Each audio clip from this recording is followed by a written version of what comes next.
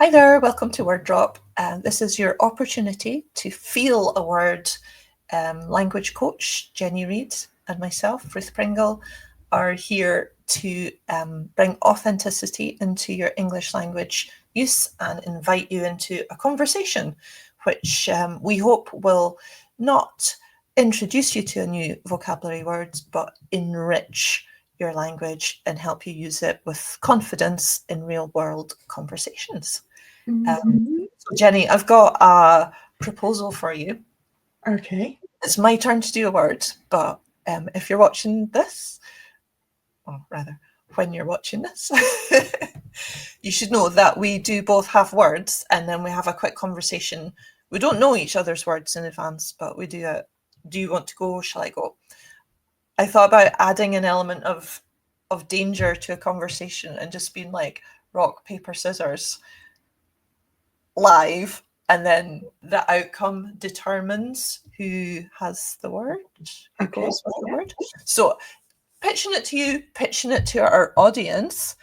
If you let me know in the comments if you think this is a good change, we can implement it, but only if you vote for it. So let us know. Right, so my word is, that was an example of it, by the way. My word is unscripted. Unscripted. Okay. Was there something that prompted this word choice? Very much like your word that you chose last time.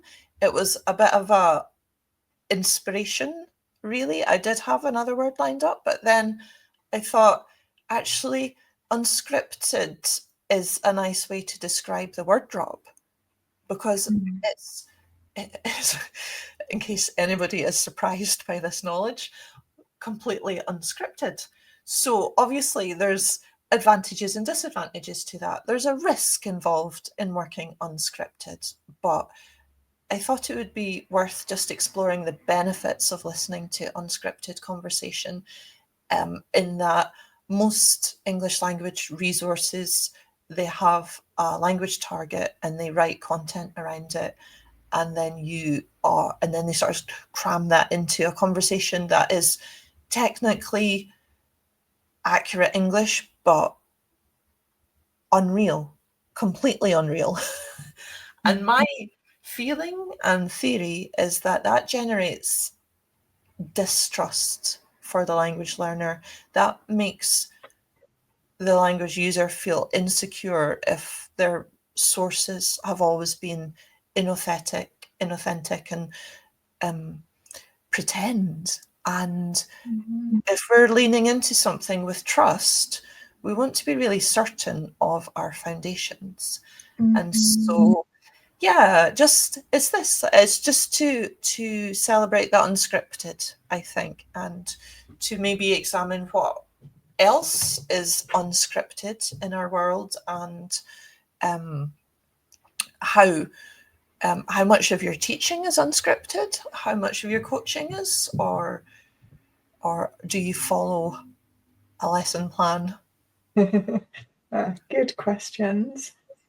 I'd just like to follow on from what you mentioned about the scripted audio, for example, that students often listen to in classrooms.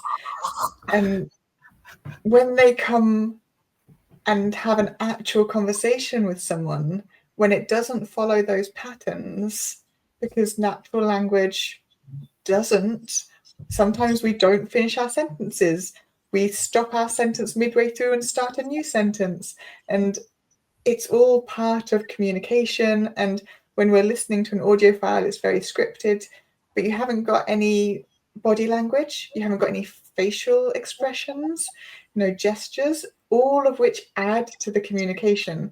And so if you're not practicing with this, then when you come across it in real life, it can be a little bit challenging, perhaps, because you're overwhelmed with all of this extra information, and also that it's not following the same pattern as you've been taught. I think that can be a big shift. I think like the next shift in language education is using AI bots and speech recognition to deliver conversations. So if we say something like, my dog is in the fridge, the bot's going to congratulate me on using the correct preposition and say yes. But a human's going to have so many more questions about this statement. And that's where the story is. And it's also where the emergent language is. That's where you then start talking about your life, who you are, your living situation, your relationship with your animals, whatever it is, your opinions on animal cruelty or not. But yeah, that's the human. And unscripted is where the difference is, I think, between the bots, because I can't see how bots can replicate No. that. And I think this is one of the reasons that for the sessions with my clients, at least, I have an idea of the topic. And from my experience, I have some ideas of what we might discuss in a session. But I don't necessarily have to follow that strictly, depending on what comes from my clients, my learners. Their input is much more important than me putting stuff on them. And so most of my sessions are unscripted, although I might have some notes if there's certain information that I want to make sure I'm getting facts correct, for example, or numbers correct, then I might have that information.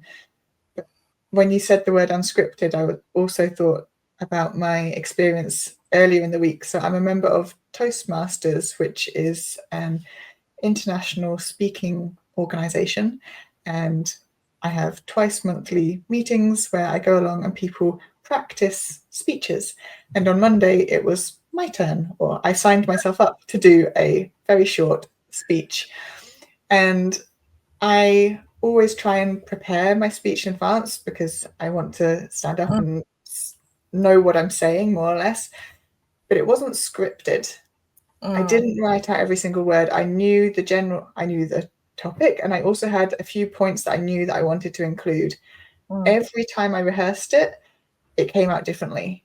And on Monday evening, when I gave the speech, it came out differently again. And I think that's one of the joys of language, that we can say things in so many different ways, and we have so many stories to tell and to share with other people, that if we just kept to a script that we'd already pre-prepared, there'd be no enjoyment, there'd be no anticipation. And you're not taking your audience on a journey with you. That's the difference. I mean, there is an argument for delivering a presentation with, or like a job presentation where you know that you have to speak for 5 minutes or 10 minutes precisely to rehearse that, so you're optimizing the time with delivering your points. But again, that doesn't necessarily mean scripted word for word. That could just, it's definitely advantageous to tighten it as much as possible, to time it and to repeat it. But when you have a degree of intuition, space for intuition, because you can't, when you're speaking, you're watching your audience, you're seeing where they smile, you see if they're, well, not necessarily watching their watch, but like you are, you're communicating with a person who you can judge what level of information they need by, again, by their face and like these visual clues, their body language. Have you used a term that they don't know what it means and you have to pause and explain it? Or are you, or is the preparation that you presented, does it feel a little bit simplified and you need to kind of step up and adjust your language, or make it more formal? These are the clues that you only have at the time. And if you are making a job interview and you're presenting and you'd expected a row of people wearing suits, and you have people with like kind of crazy Kafkans and spiky Mohicans like that, then you are going to want to adjust your language and give yourself the flexibility to do that without it being like straight into panic mode. So that is the beauty of crafting with prompts, but keeping it unscripted. Yeah. And I think that's something that comes with experience. And I think it's something that we can't expect to do just without any practice. So I've been going to Toastmasters for 2 years now. At the start, I was scripting my speeches. I learnt them word by word, and I know that's bad practice, and it came across in my speeches, but there was no way that I could make myself do that without doing it. I think that's what we bring to our clients through the Sketchbook English course.